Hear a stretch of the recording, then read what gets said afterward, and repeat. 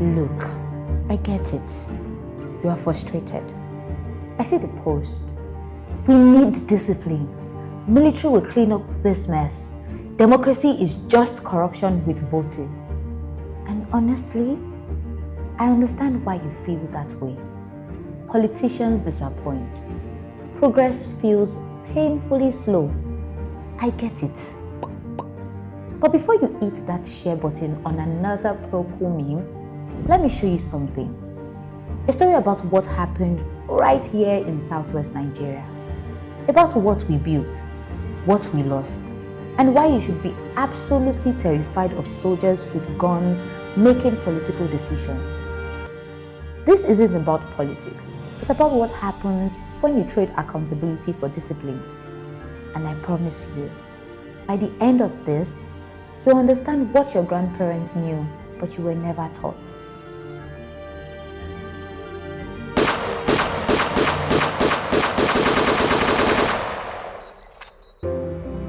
(1959) Ibadan, southwest Nigeria. While most of Africa was still figuring out independence, while some places were still under colonial rule, southwest Nigeria was broadcasting Africa's first television station, WNTV. Not London, not Paris, Ibadan. That same year, about 1 million children, 1 million, were getting free primary education. Not just in cities, everywhere. Villages that had never seen a school building suddenly had teachers, books, and students in uniforms. This wasn't an accident. This was planned, deliberately, systematically.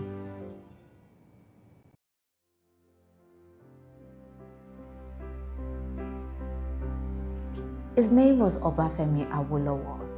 In 1952, he became the leader of government business in the Western region, and he had a vision: freedom for all, life more abundant. Not just freedom from colonial rule, freedom from ignorance, freedom from poverty, freedom to become whatever you could dream. Guess what blows my mind? In 1955, they built schools designed to last until 2005. Read that again. In 1955, they were planning for your generation. 50 years ahead, permanent foundations, structures engineered for half a century. When was the last time your government planned 50 years ahead? But education was just the beginning. They said, our children need to be educated, but they also need to be healthy. They need to see their parents succeed economically. They need modern infrastructure. So they did it all.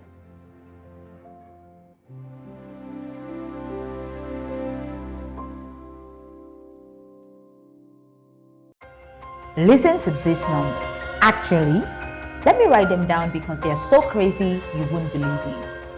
In 1952, 381,000 kids in school across the entire region. 1959, over 1 million in 6 years. Secondary schools, 25 in 1952.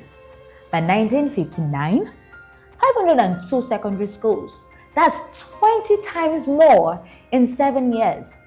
Girls in school, more than tripled, from 115,000 to 414,000, because they understood something simple. You can't develop a society when you are only educating half the population. But they didn't stop at schools. The Western Region Development Corporation invested over £3 million in the 1950s in factories, cement companies, and industrial estates. Ikeja, Ibadan, Osogbo, these weren't just cities. They were manufacturing hubs being deliberately built. Cooperative societies? They created 926 of them by 1958, giving ordinary farmers access to credit and markets. No big man needed, just farmers working together. In 1965, The finished Cocoa House, West Africa's first skyscraper, 25 floors, funded by cocoa farmers' sweat and a government that believed in its people. Think about that. Cocoa farmers, not oil money, not foreign loans. Cocoa farmers built a skyscraper.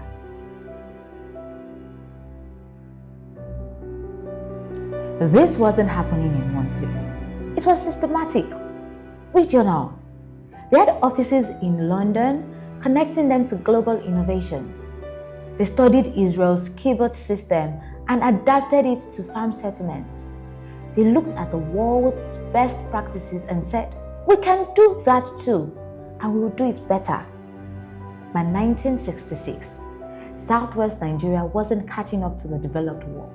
It was leading Africa and showing the developed world what was possible. People came from other countries to study what Nigeria's western region had achieved. The trajectory was clear.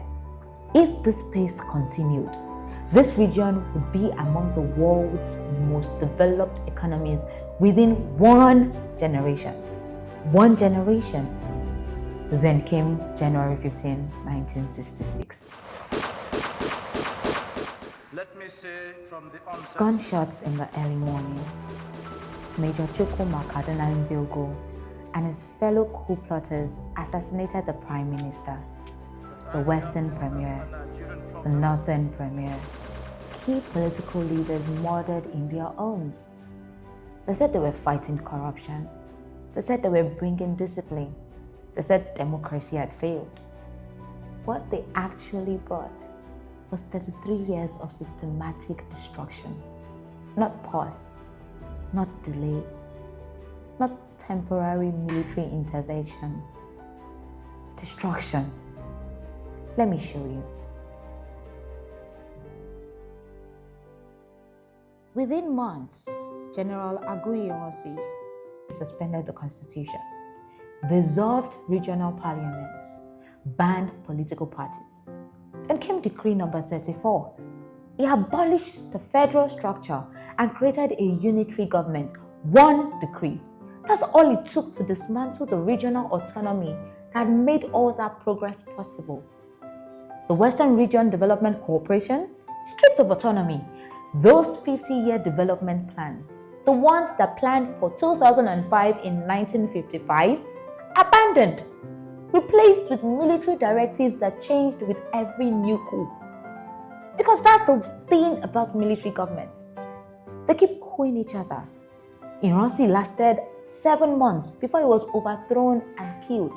Then Gowon, then more coups. Murtala Mohammed, Olusegun Obasanjo, brief democracy.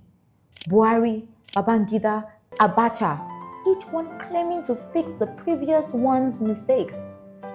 But here's what they all did the same. They centralized everything. They split the Western region into smaller states, divide and conquer.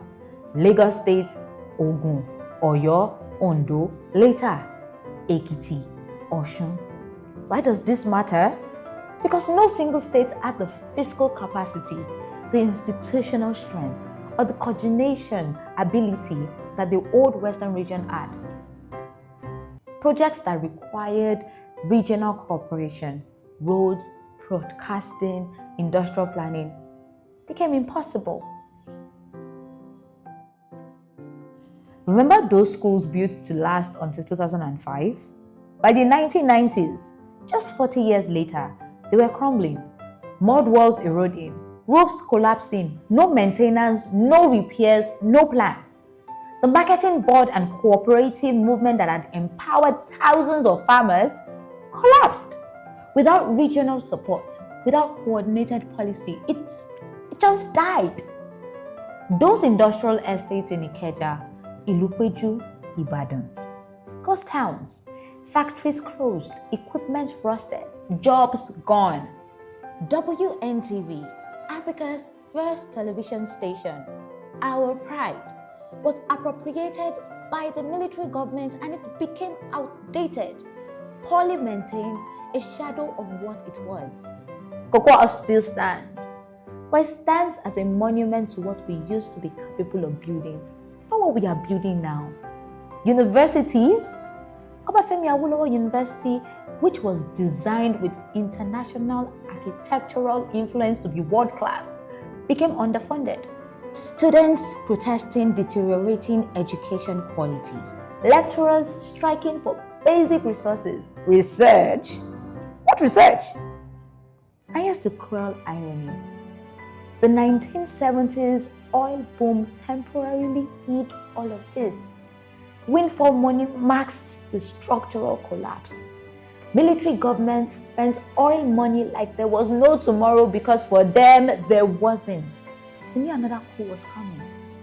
When oil prices crashed in the 1980s, the truth became undeniable.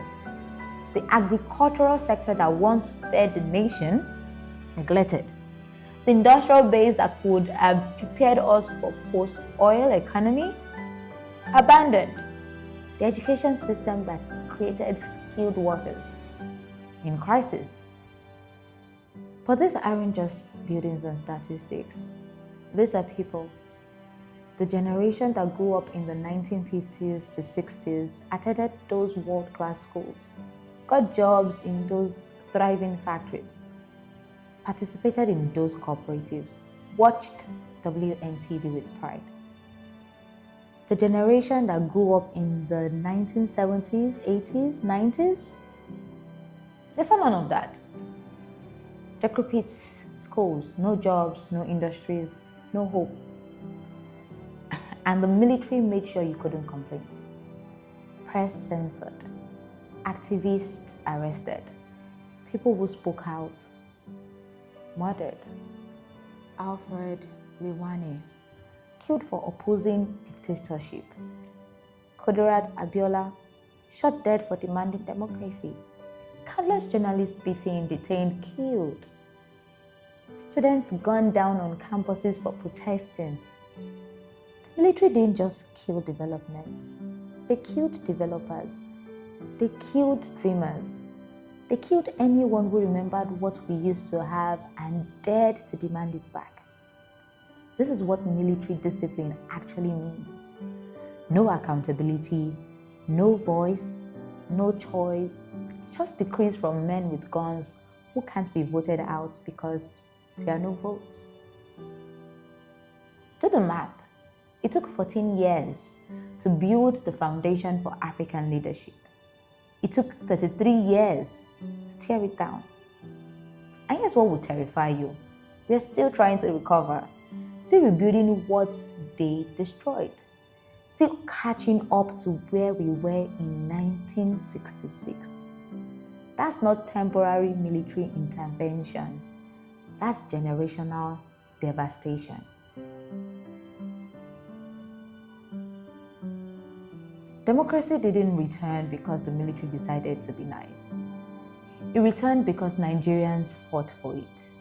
Throughout the 1990s, activists in Nadeko risked everything. Students took to the streets. Journalists practiced guerrilla reporting. Every day, people chose courage over safety. And many died for that choice. On May 29, 1999, Olusegun Obasanjo was inaugurated as Nigeria's democratically elected president. Democracy was back 26 years ago. So here we are, 26 years of democracy. Some progress? Yes. Lagos has become Nigeria's economic powerhouse. Over 30% of GDP. The Dawn Commission was created to revive regional cooperation. Amotekun, a regional security network, shows that Southwest states can still work together when they choose to. But, and this is crucial, 26 years of democracy hasn't recovered what 14 years of democracy built before the coups. Read that again. 26 years hasn't matched 14 years. Why? Because military rule didn't just stop development. It destroyed the institutional capacity to develop. It killed the planning culture. It erased the memory of what coordinated regional development looks like. It created a centralized system where states compete for handouts from Abuja instead of generating their own progress. Democracy is messy. Democracy is frustrating. Democracy moves slowly. I won't lie to you about that. But here's the difference. In a democracy, you can vote out failures. You can protest without being shot. You can organize, advocate, hold leaders accountable. Progress might be slow, but it's real progress that builds on itself, not military decrees that vanish with the next coup. So let me bring this home.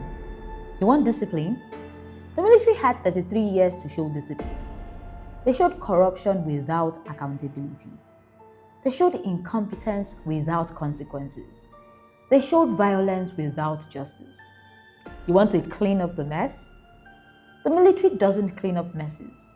It creates them systematically, across decades, across generations. You want fast progress? 14 years of democracy built more than 33 years of military rule. That's not opinion. That's history. That's your history. Every school built in 1955 that collapsed by 1995. Every factory that closed. Every cooperative that died. Every broadcaster silenced. Every activist murdered. Every 5-year plan turned up. Every dream deferred. Every generation robbed of opportunities their grandparents had. That's what military discipline delivered. I know democracy is frustrating. I know politicians disappoint. I know change feels agonizingly slow. I write about all of that. But here's what you need to understand. Democracy can be improved. Military rule can only be survived if you are lucky. Defend democracy. Demand better democracy. Fight for true federalism. Support regional cooperation like Don and Amotekun. Hold your leaders accountable. Vote, protest, organize, build, but never, and I mean never, think soldiers with guns will save you. Your grandparents knew this. They lived it. They watched what they built get torn down, brick by brick, plan by plan, dream by dream. Don't let yourself forget. Don't let history repeat. The life more abundant is still possible, but only through democracy. Messy, frustrating, slow democracy. Because the alternative isn't order, it's organized devastation. Remember 1966. Resist the next coup. Whether it's military or civilian authoritarianism, rebuild through democracy. That's the lesson. That's the warning. That's our responsibility to the generation that built for 2005 in 1955, and to the generations who will inherit what we build today. Never again.